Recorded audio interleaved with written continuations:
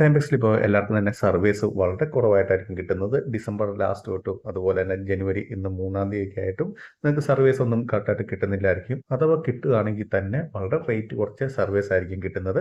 അപ്പോൾ ടൈംബെക്സിൽ ഇന്ന് അവരുടെ നോട്ടിഫിക്കേഷൻ വന്നിട്ടുണ്ട്. കാരണം ഒരുപാട് കംപ്ലൈൻറ്റ് കിട്ടുന്നുണ്ട്, ഇതുപോലെ സർവേ വരുന്നില്ല, അതുപോലെ തന്നെ സർവേ റേറ്റ് കുറവാന്നൊക്കെയുള്ള കാര്യം. അപ്പോൾ അവർ കറക്റ്റായിട്ട് അതിനകത്ത് മെൻഷൻ ചെയ്തിട്ടുണ്ട്. അതായത് ജനുവരി ഇപ്പോൾ ഫസ്റ്റ് വീക്ക് കഴിഞ്ഞ ശേഷം മാത്രമായിരിക്കും നിങ്ങൾക്ക് സർവീസ് ഒക്കെ പ്രോപ്പറായിട്ട് കിട്ടുന്നത്. കാരണം വേറൊന്നുമല്ല, അവിടെ ഹോളിഡേയ്സ് ആണ്. അപ്പോൾ നിങ്ങൾക്ക് അത് വെയിറ്റ് ചെയ്യേണ്ടതായിട്ടുണ്ട്.